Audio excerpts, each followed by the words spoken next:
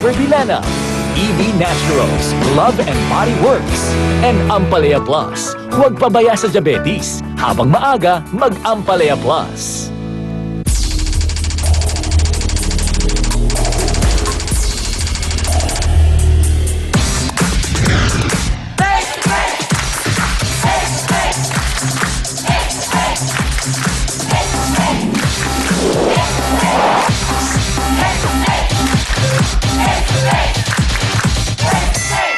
Nag-iinit na usapan, umatikabong bangayan, diskusyon na may resolusyon sa kauna-unang talakserye sa telebisyon.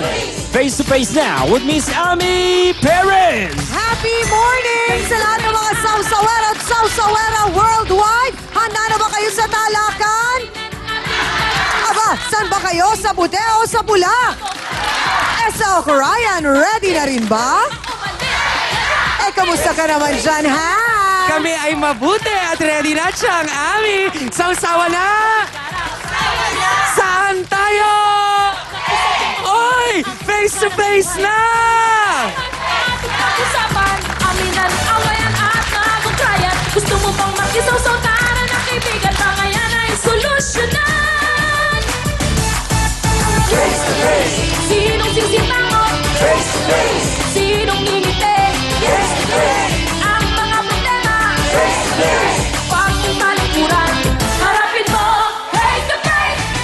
Hello mga kapatid! It's a good morning sa lahat po sa inyo at sa lahat ng mga nakatutok sa atin sa buong mundo. Welcome po dito sa The Happy Network. Aba, ito ang aming, syempre, ang talakserye ng Happy Network kung saan walang problema pong hindi kayang solusyonan. At ngayong umaga, syempre, muli na naman po namin at syempre hahangarin pa na magkasundo at malagyan ng tuldok ang problema ng ating mga magiging bisita para po syempre lahat ay masaya.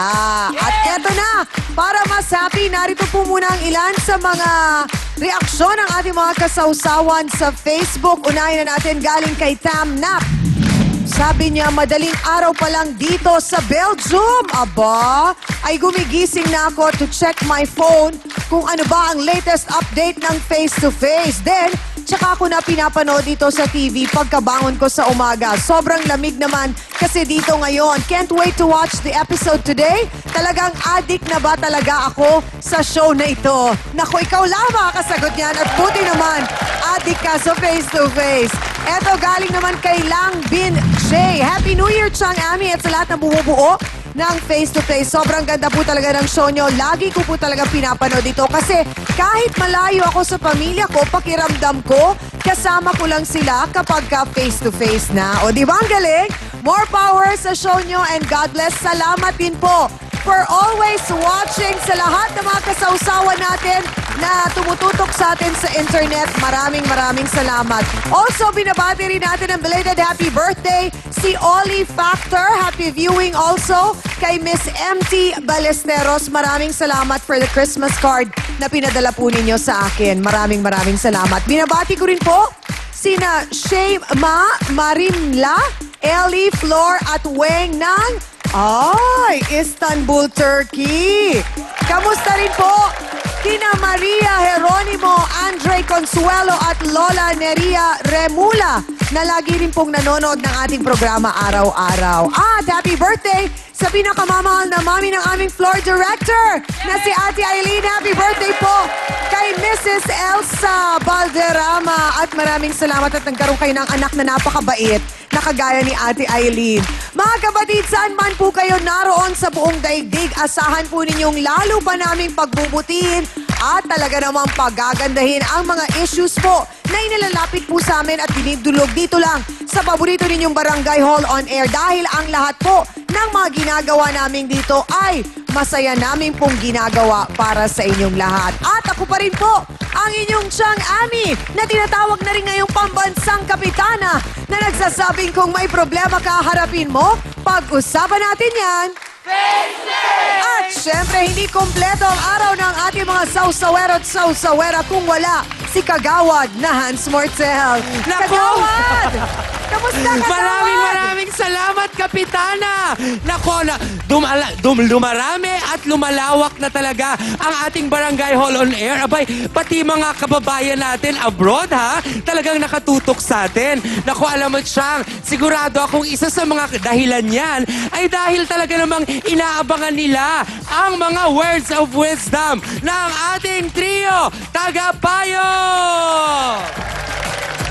Aba, ikaw nga naman, pag Pilipino ka, kahit sa mang parte ng mundo, may mapupulot at mapupulot ka talagang aral mula sa tatlong ito. At talagang, ako nga, idol ko talaga sila na ang aking pamumuhay medyo ipinapattern ko sa kanilang mga ginagawa din. So, kailangan nyo na silang makilala. Simulan po natin ang ating legal expert na kasama ngayong araw na to, Professor of Law mula sa College of Law ng University of the East. Wala pong iba, kundi si Attorney Benedicto Acosta Jr.